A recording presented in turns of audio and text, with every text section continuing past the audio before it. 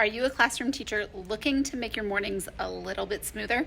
I'm here to share my classroom routine. I am Jen. I am one of the bloggers here at the Autism Helper, and this is my K-1-2 self-contained autism classroom, and I'm going to walk you through my morning routine from the minute my students get here till the minute we split up for independent work. Let me show you. This summer, I took you on a tour of my classroom while I set it up, and one of the number one questions that we got was, what do your mornings look like? So I wanted to share our morning routine. When you get a good morning routine, your entire day goes smoother because your students have started off calm, your staff know what to do, everybody just kind of falls in routine and everyone knows what to expect. So the first thing that we do, we set routines. You know I love a good visual, and so we have visuals everywhere to help our students along the way. This one is about arriving to the classroom, so it tells the students step by step what I expect. My expectations in the morning are pretty simple. We come in the classroom, we greet whoever's in here, we take time to greet the child back, then I expect students to put their things away in their cubbies behind me, then they go and check their schedule. That's where the magic begins.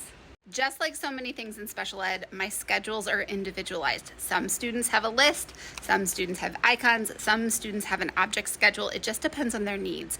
The number one schedule that I use are these real photo schedules. I think they're fantastic. I color code my schedules so that way it's easy. Everyone in my classroom is color coded. Plus I can use these year after year. It doesn't have to say the student's name. If I wanted to, I could put the student's name right there, just replace that little strip every year.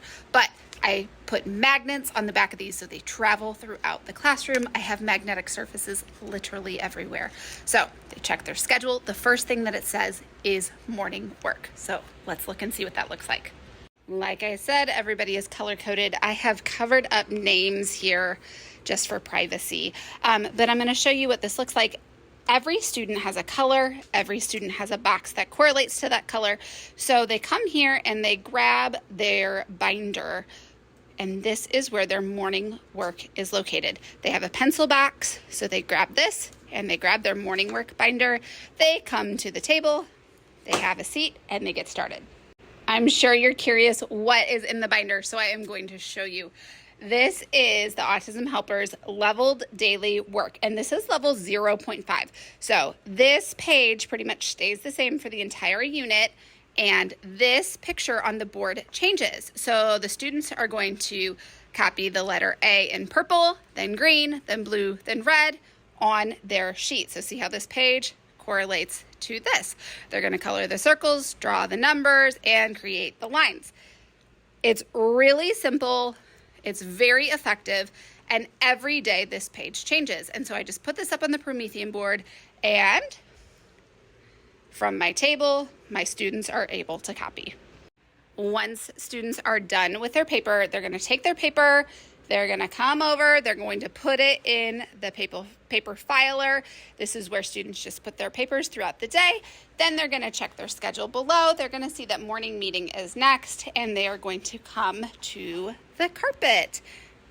My morning meeting includes social greetings to each other, an emotional check-in, just to see where everybody is. We practice counting skills, we practice letter skills, phonics skills, we practice calendar, and we do weather, and then we do a follow the rules song, and that's it. We are wrapped up and done within about 25 minutes, and it is the perfect start to the day. To support our learning, I have pulled songs from YouTube and I've just put them into a Google slide or PowerPoint, and then I use that as we go. So we've got a song to sing together, plus we've got some actions on the TV, and it just helps keep engagement. So we'll sing a song, then I will do a skill, then we'll sing a song that supports that skill, and then we repeat that all the way through. When you wrap everything together, from the time students walk in to their morning work to their morning meeting, we're probably at about 45 minutes. That's a really good length of time for kindergarten, first and second grade. And not all of it has been spent doing a task or sitting. We get up, we dance, we do all kinds of things in that time frame. Plus there's a bunch of transitions in there too. So it's a really good length of time. What makes this work is that everyone knows the expectations. From my staff to my students, those have been very, very clear. This is the first thing that I work on with new students, because if I can set the tone for the morning, everything else falls into place. Before we leave morning meeting, together as a group, we do some breathing exercises so we can calm our bodies and get ready for the day. It's really important to practice that all together. I want to model my expectations because I can't ask a child to do something that I haven't modeled and I haven't taught. So we model those strategies in our morning meeting, and that's how we close before we split up and everybody goes their every which direction. Now, a couple of things. You don't have to do this right away in the morning. I love to do it right away, but you might not have time. Maybe your kids are pushing in right away and you need to do it another time. That's okay. It's still valuable. It doesn't have to be morning meeting. It can be afternoon meeting. Anytime you can squeeze in whole group, this is a great way to kind of set the tone. Another tip to make your mornings go smoothly: have a job for every assistant that you have in your classroom in the morning. I can't do everything on my own, and I can't expect my assistants to do everything either. So we split the roles and we all talk about it and who wants to do each. I have somebody who checks folders. I have somebody who stuffs homework. I have someone who calls if there's absent students and reports them. I have somebody who does bus attendance. I have somebody who does lunch count. Oh my gosh, lunch count always gets us. I have somebody who checks backpacks. We take a role in all of that as the morning is going. Also, another tip, have your staff run morning meeting. You don't always have to be the one sitting up front leading morning meeting. In fact, I love to rotate my staff through the day. It balances the power in the classroom.